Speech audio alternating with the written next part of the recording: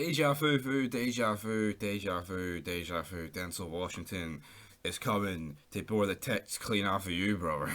Whoa, the rhymes are sick. Denzel Washington's no bad, right? But I feel like we just need to get this out the road first. I feel like he plays the exact same thing in each movie. It's only him who can stop something, you know, and it has to be like law enforcement connected, albeit unstoppable with the train. He's not real. He's just a fat controller off Thomas the Tank. But all right, guys, we dive into this movie. We're on board a boat.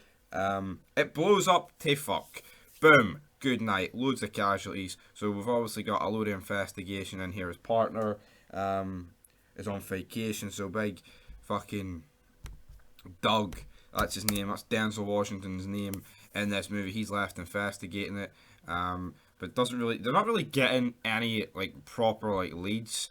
But then there's like this murder that takes place, and he looks on like the footage, right? And then this is where I mean, I think I like movies like this. It's a thriller. You don't know who did it. This, that, and the third, right? You know, but at the same time, right? The technology they're using here, it's almost like the undoing of the fucking movie, right? Because so they can, it can, you can like use this satellite, right, to look through walls. You can literally spot any crime scene, right? Blab, as long as you know where to look, right? Like 4 days ago in the past, but yet you can't rewind, you can't pause it, right? You can't fast forward it, you can't do any of this pish, right? And that would be almost acceptable, even though I don't think it is acceptable, right? Because you've got this technology that can look through fucking walls, but you can't rewind it. But then they even say that you can record it. Now, if you can record something, you can fucking fast forward it and rewind it. So what the fuck is the logic here? But you know, basically, they explain how do they know that? How do they use this technology? Because Denzel flashed the light, and your woman in the past, who was like their murder victim and just set up to look like, she was aboard the boat. How the fuck does she know that? You know.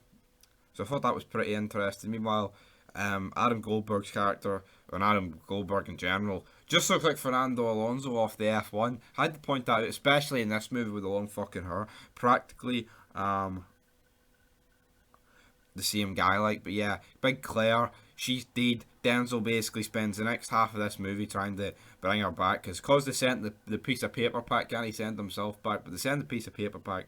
But all that does is notify his agent, and his agent goes after, basically tracks down the killer, but then the killer ends up killing him, pretty brutal death, shoots him, boom, burns him, doesn't burn him alive, like, to be fair, so I mean, I guess that was no bad.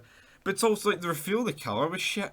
Like, they're using all this technology. Like, I get it was kind of the technology would be kind of shit if they couldn't find out who the killer was through the technology. But at the same time, guys, it's so fucking stupid.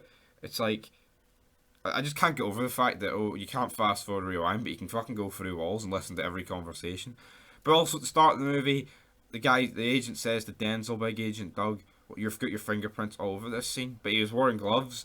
But obviously, boom, boom, it makes sense, because when he goes back in time through the time portal machine, I don't know who he is. I mean, what is this, Nazi zombies or some pish? But anyway, he goes back in time, right? He's like, I'm Denzel Washington. I do what I want to do. So he goes back in time. He wakes up in the hospital. Well, I say he wakes up, he gets fucking brought back to life. So it was 4 days ago in the past. And then basically, he shows up, saves Claire. And obviously, we saw a burnt out ambulance, like the building where the killer went, Big Carol. And then, yeah, he shows up in an ambulance, that's how it blows up. But it's like, if he was seeing all that in the future, so all this had to happen anyway. So, yeah, it's like, oh, it's like deja vu, but it's kind of like, well, that's what happened. But it didn't really happen, because Claire was dead in the other timeline. But is there even 2 timelines? But at this point, there's 2 Denzel Washingtons running about. Anyway, though, him and Claire make it to the boat. Fuck knows why he brought Claire, right? He should have just took her in police custody, but obviously for the sake of the movie, it had to go down like this, and I hate stuff like that, where fuck logic, for the plot of the movie, it has to do it like this. I hate stuff like that, you know. But Big Denzel, he ends up dropping Carol. Claire got a few marks in as well with her car. The boat doesn't blow up because it's packed in the car. Denzel and her drive off the thing with the bomb on board. He manages to free Claire. She escapes.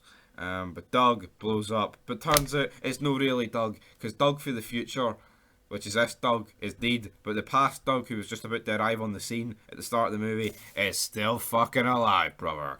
Brother. So and then basically they said that wee catchphrase that I can't really fucking remember what it is. But you know what, guys? I think it's a good movie, right? But I think it's needlessly overcomplicated with the whole deja vu and like the system of going back in time and shit.